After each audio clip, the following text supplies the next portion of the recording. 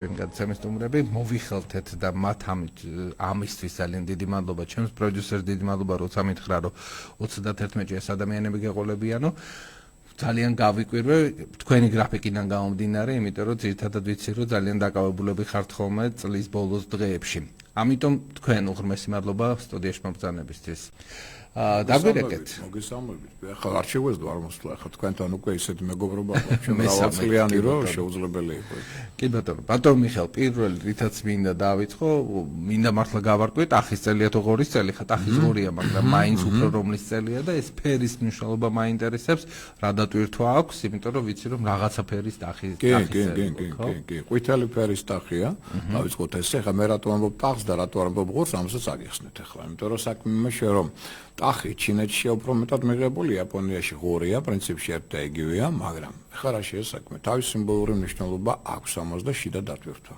კონკრეტულად ესე იგი ერთი წელი გავა 2019 წლის ბოლოს ჩვენ შევხვდებით აქ თქვენთან სტუდიაში და კითხვა დაგვისვება კოსმოსიდან ესეთი თითოეულ ჩვენთან გაესმება თქვენ ვინ ხართ საბოლოო ჯამში როგორ გაიარეთ ეს წელიწადი ანუ თქვენ ხართ გულადი ერთგული, კეთილშობილი, ენერგიული ტახი თუ წუმპეში მოცურავე ღორი. რას დაემსგავსეთ?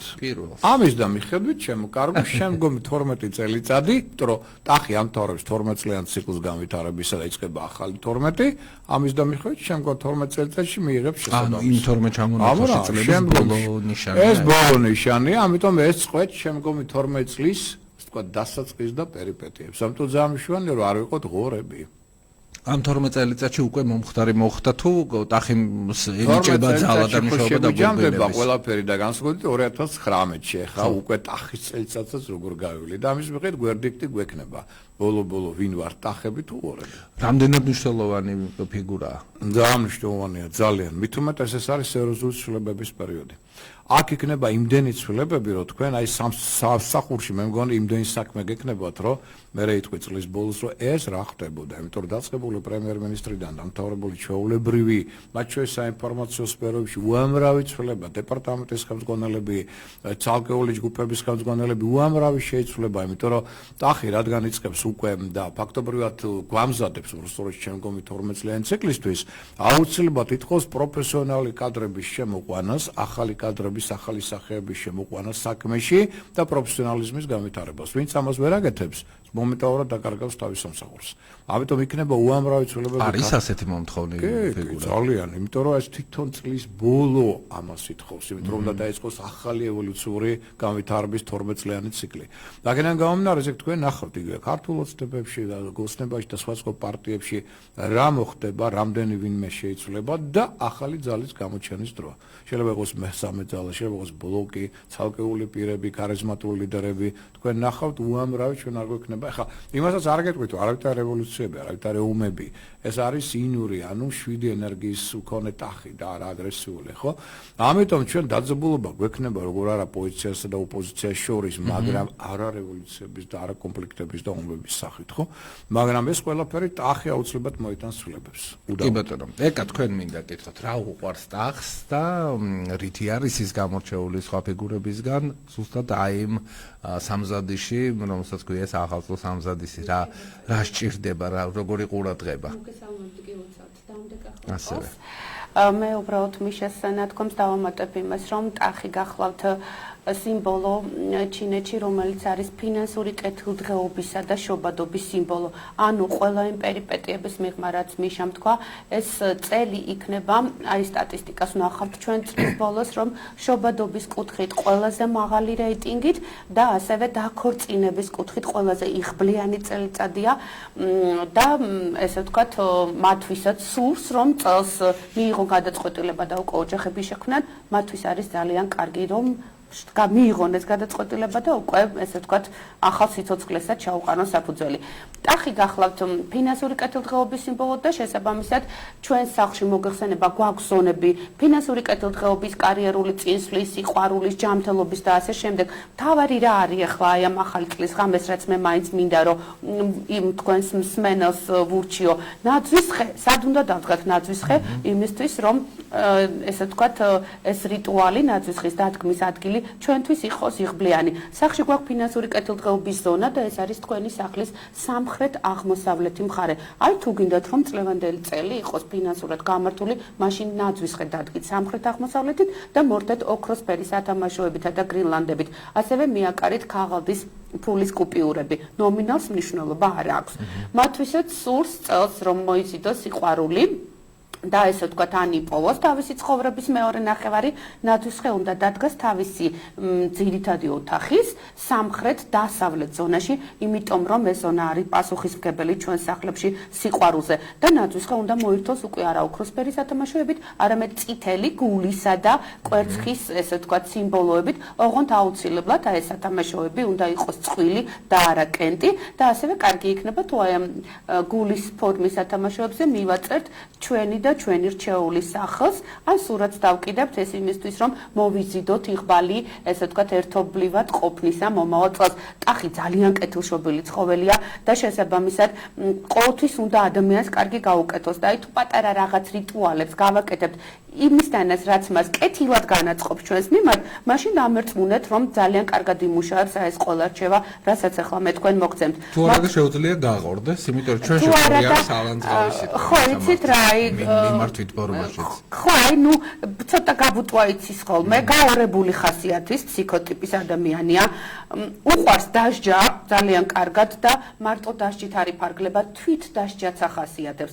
აი ამიტომ რომ აი თვით დასჯის ელემენტებიც არ ქონდეს, რადგან აქვს უფრო სწორად, სხვასაც არ ინდობს ხოლმე. ამიტომ პატარა მოფერებით ისე შეგიძლიათ მისი გული მოიგოთ, როგორც სხვა არც ერთი ნიშნის. და აქედან გამომდინარე რა არის მისი გულის მოგება? ერთგვარი რიტუალები სახლში, ახალი წლის ღამეს, იმისთვის რომ მოვიზიდოთ მისი კეთილგანწყობა. მე ვიძახდი ნაძვისხის დადგმაზე, ხო? აი მათთვისაც წელს სურს აბიტურიენტები არიან და ჩააბარონ გამოცდები, ემზადებიან ამისთვის, რომ წარმატებული იყოს მათთვის ეს წელი, ნაძვისხე უნდა დადგან თავიანთი სახლის დასავლეთ მხარეს. ხედავთ აი რამხელა მნიშვნელობა აქვს, რა გვინდა? აი მის მიხედვით რა გვინდა, ხო? ჩვენ უკვე სახლში ერთგვარ აი ამ ნაძვისხის დადგმით პატივს მივაგებთ ამ ნიშანს და ვააქტიურებთ იმ ენერგიას, რისი ასრულების სურვილიც გვინდა. ანუ დასავლეთით თქვი ბავშვებისთვის, ვისაც წარმატება უნდა წელს, ნაძვისხე უნდა დადგათ დასავლეთით და მოვთოთ ვერცხლისფერი სათამაშოებითა და ასევე ოქროსფერი სათამაშოებით. მათთვისაც სურს ჯანმრთელობის პრობლემები ქონდა აი დაუშვათ წელს და რაღაცნაირად არ გადავიდეს ეს მომავალ წელს და წაიღოს ძველმა წელმა ყველაფერი, ნაძვისხე უნდა დადგას თავიანთი სახლის აღმოსავლეთ ზონაში და უნდა მოირთოს გირჩებით, გოგრის ფორმის სათამაშოებით, ან თვითონ გოგრა, ცოცხალი გოგრა უნდა დაიდგას ნაძვისხესთან და ესე ვთქვათ, დარჩეს იქ მთელი აი ეს პერიოდი, სანამ ნაძვისხე იქმნება. მერე იმ გოგრის მირთმევა არ შეიძლება, იმიტომ რომ იმ გოგრამ უკვე თავის-თავზე აიღო ეს ნეგატივი, ერთგვარი ის უკვე უარყოფითად, ანუ ავამტყოფობის ენერგიით დაიმუხდა და ის უკვე უნდა გავიდეს სახლიდან. მისი არც მირთმევა, არც ჩუქება და არაფერი არ შეიძლება. ანუ და კიდევ ერთი მათთვისაც სურს კარიერული წინსვლა ჩვენ სახლში ამ ჩვენს კარიერაზე პასუხისმგებელია ჩრდილოეთი მხარე, ამიტომ ნაძვისხე უნდა დავდგათ ჩვენი სახლის ჩრდილოეთით და უნდა მოვთოთ მწვანე და ლურჯი სათამაშოებით. მათთვისაც უნდა პოპულარობა, რესპექტაბელურობა, ავტორიტეტულობა წელს და ამაზეა ორიენტირებული. მათ ნაძვისხე უნდა დადგან თავიანთი სახლის სამხრეთ მხარეს და უნდა მორთონ აუცილებლად, ესე ვთქვათ, წითელი სათამაშოებით და აუცილებლად გრინლანდებით. აი, ყველა მხარეს ხო ხედავთ, აი ნაძვისხის მორთვის მომენტშიც კი სად დგას ნაძვისხე რამდენად დიდი მნიშვნელობა აქვს. კი ბატონო, როგორ უნდა მოვთოთ სუფრა, ამას გადაცემის მეორე ნაწილში კითხავთ, მანამდე ბატონ მიხეილს მინდა ვკითხო, ზოგადად როცა მოდის ესა თუ ის წელი, ჩემთან იქნება თუ სხვასთან სტუმრობისას, ძირითადად ცუც არასდროს არ ამბობთ ხოლმე და ეს კარგია რა თქმა უნდა, არც შეიძლება ადამიანებს ცოდის მოლოდინი გაუჩინოთ.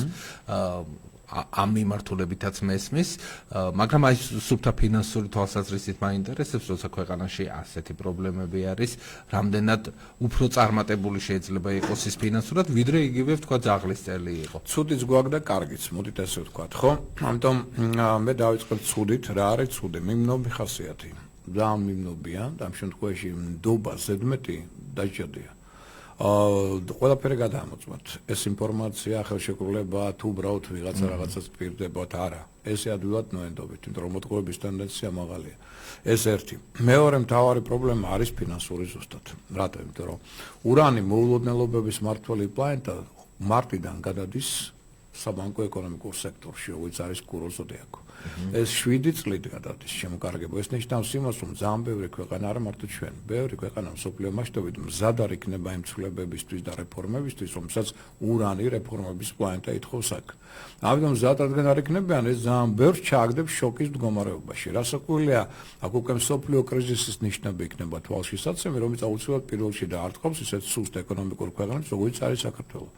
და ჩვენ და მით უმეტეს ხო თავისთავად მე ვერ ხედავ ვერანაირ შემზადებას ეკონომიკის სამინისტროს, საფინანსო სამინისტროს მხრიდან აი მოვლენისადმი და მინდა გითხრათ, რომ ჩვენ უკვე რამდენიმე თვით ურანი ყავდა 2018 წელს გადმოვიდა ცოტა ხნით, ეს იყო სამყაროდან პირველი ლაკმუსის ქაღალდი, რამდენიმე თვით გადმოიყვანა კუროში, რისთვის რომ სწორედ გვაჩვენა რა გველის შემდეგი 7 წლის განმავლობაში და მე გადავიდა უკან ვერჩი ისო. ანუ ეს რამდენი კრიზისი უნდა აი 3-4 თვე ჩვენ მოგცა ურანმა საშუალება რომ ეკონომისტები დროულად გამოფხიზებულიყვნენ რა იყო მოსაუდნელი შემდგომ ამ შესვლასთან ერთად და ჩვენ რა მოგვივიდა ხედავთ თქვენ რა დაემართა ჩვენს ვალუტას ეროვნულს ხო როგორ დაიწყო ხტუნვა და როგორი არასდა აი ეს ზუსტად ურანის შესვლა პირველი კუროში ცოტა ხანი გვაჩვენა რა შეიძლება მოყვეს ყოველივე ამას თუ თქვენ მზად არ ხართ და ქვეყანა მზად არ არის სერიოზული ცვლილებებისთვის ასაც ის ითხოვს ეკონომიკურ საფინანსო სფეროში გადავიდა ისე ვერჩი მოგცა ტაიმაუტი და ახლა გვეუბნება მარტამდე გაგდრო დროულად მზად იყავით რეფორმებისთვის. არა ხართ, ესე იგი მარტინა როგორც კი შემოვა, ისევ დაიწყება სავალუტო კრიზისი და სხვა სახის ფინანსური პრობლემები და ეს იქნება უკვე არა მარტო ჩვენთან, სხვა ქვეყნებში, ვინც არ იქნებიან ასევე მზად ამ დაგვარი მოვლენებისთვის. შემდგომ რას უკვე 7 წელი ეს არ იქნება, ნელ-ნელა ალღოს აუღებენ ეკონომისტები, ფინანსისტები, მაგრამ სანამ აუღებენ, იქამდე ხო შეიძლება ქვეყანა საკმაოდ სავალალო მდგომარეობაში ჩავარდეს, ხო? აი ეს არის მთავარი პრობლემა ამ წლისა. მაგრამ არის ამაზე იქნება დამოკიდებული უკვე ადამიანების საკურველია მდგომარეობა, გინდათ მორალური, გინდათ ფინანსური და შემდგომ ქვეყნის ფინანსური მდგომარეობა, სავაჭრო სფერო, უამრავი რამ ამაზეა, იმიტომ რომ ამის და მიხედვით, როცა ესეთი კრიზისი აქ უკვე მატულობს ფასები, შემოკარგო ყველაფერზე, ხო? რაც ძალიან ცუდად მოქმედებს. და ეს შეიძლება გახდეს დაძაბულობის მიზეზი, თავისთავად მიტინგების, პროტესტების და ასე შემდგომ. ეხლა რევოლუციები არ იქნება და ომები არ იქნება, მაგრამ დაძაბულობა იქნება. მაინც ეს არის ცოტა პასიური ტახის წელიწადი, ამიტომ რევოლუციამდე არ მივა საქმე, მაგრამ დაძაბულობა პოზიციასა და ოპოზიციას შორის ასაკული იქნება, პროტესტები გვიქნება. მაგრამ ეხლა ეს ცუდი რაც აღნიშნეთ და ეხლა კარგი რა არის კარგი. ნუ კარგი არის ის რომ მაგალითად საუკეთესო წელიწადია სიყვარულისთვის. პარველი ანგელოზი ეხლა გადის ზუსტად სიყვარულის ნიშანს ლომს, ამიტომ ვინც ეხლა შექმნის ოჯახს იქნება ძალიან სტაბილური და სიყვარულით ახსოვს იქნება ეს ოჯახი ეს ერთი. მეორე რა არის კარგი ის რომ დემოგრაფიული კრიზისი გვაქვს ჩვენ. შეიძლება ამისთად გამრავლებისთვის საუკეთესო წელიწადია 12 ზოდიაქოს ნიშანში ტახი ყველაზე კარგად მრავლდება. ამიტომ იმისთვის რომ გამრავლდეს ერი, აი ეს წელიწადი არ დაკარგოთ. მაქსიმალურად შეეცადეთ რომ აი აქ მოხდეს თქვა ბავშვის გაჩენა და შემოიტო დემოგრაფიული სიტუაცია შეიძლება რადიკალურად და სასკეთოდ შევცვალოთ. მესამე ტურიზმი არნახულ დონეზე იქნება წელს. ძალიან დიდ შემოსავალს შემოიტანს, ყველაზე დიდ შემოიტანს ტურიზმი. პირდაპირ გეუბნებით, იმიტომ რომ გამარჯვების იუპიტერის პლანეტა შევიდა მშვილდოსანში, რომელიც მართავს მათ შორის ტურიზმს. ამიტომ იქნება საოცარი ტურისტული ბუმი და ამასთან ერთად მოდით ავუშვოთ, რომ უცხოეთთან კონტაქტი რაც შეიძლება აქტიური. ესე იგი, აქ იქნება ეს მთავარი საკითხი ამ წლისა. იმიტომ რომ მე იმედი მაქვს რომ ახალი პრეზიდენტი ქალბატონი სალომეც ამ ხრივ ძალიან დიდ ძალისხმევას ჩადებს ამაში რომ იყოს თევზების ზოდიაქოა რომ იყოს კონტაქტები უცხოეთთან და თავის კონტაქტებსაც გამოიყენებს იმიტომ რომ თქვენ გნებავთ ახლა წასვლა უცხოეთში სამუშაოდ კი ბატონო 2019 საუკეთესო ამისთვის გინდათ სწავლა უცხოეთში საუკეთესოა გინდათ ინვესტიციების მოზიდვა უცხოეთიდან საუკეთესოა გინდათ გრანტების მოზიდვა ბრწყინვალეა ამიტომ უცხოეთთან ყველა სახის კონტაქტი იქნება გამართლებული და ფრეა წარმატებული ეს საუკეთესო შესაძლებლობა ახლა გაახსენდება მთავრობას არსებობს თურმე ესეთი სფერო როგორც არის სამეცნიერო ტექნიკური დაიწყება თანდათან გამოღვიძება ამ სფეროში და დაფინანსება. იურისპრუდენციაში იქნება უამრავი ცვლილება. ახლა ეს რაც მოხდა ეკაბესელიასთან დაკავშირებით, ეს პირველი მერცხალია. და მურუსიძესთან დაკავშირებით. თქვენ ახავთ აქ რა ცვლილებები წავა ამასთან დაკავშირებით, ეს ზუსტად ის დადებითისკენ თუ? არა, ჯერ უნდა იყოს უარყოფითი დაძაბული, რომ იმან მერე გამოიწვიოს მუხტი პოზიტიური, ხო? აი ხა მურუსიძეს ამბავი ნახავთ თქვენ რამ ხელა ამბავს ატეხავს და ამას იურისპრუდენციაში რა სერიოზული საკადრო ცვლილებები მოყვება შემდგომ. ეს უკვე 2019-ში გამოვლინდება და ეს ცვლილებები სწორედ კარგია საბოლოო ჯამში. თუმცა იქნება დაძაბულობასთან დაკავშირებული, დაპირისპირებასთან დაკავშირებული, მაგრამ აუცილებლად ეს ყველაფერი განაპირობებს სასიკეთო პოზიტიური პროფესიონალური კადრების შემოყვანას. განათლების სფეროში, სადაც არაფერი არ კეთდება წლების განმავლობაში. და ზოგიერთი განათლების მინისტრი ეგერ დაერია ჩვენს იგავარაკებს და ვაშლის ჭამა მოითხოვა პირველ კლასების. აი ესეთი აბსურდი არ იქნება, ხო? აქ უნდა დაიწყოს სერიოზული ცვლილებები, ამიტომ პრემიერ-მინისტრიდან დაწყებული. ჩვეულებრივი მინისტრები თუ მეორებდა დეპარტამენტის ხელმძღვანელები, აქ იქნება საოცარი ცვლილებები. ტახი ამას შემოიტანს აუცილებლად და ეს საბოლოო ჯამში მიუხედავად კინოური პროცესისა, მაინც პოზიტიურია ქვეყნისთვის. თუ ხელს სთხოვს მის შემდგომ განვითარებას და წინსვლას. რეკლამაზე გავიდეთ და რამდენიმე წუთში დავბრუნდებით. ეკა კვარაცხელია, მიხეილ ცაგარელი არიან დღეს ჩვენი გადაცემის სტუმრები.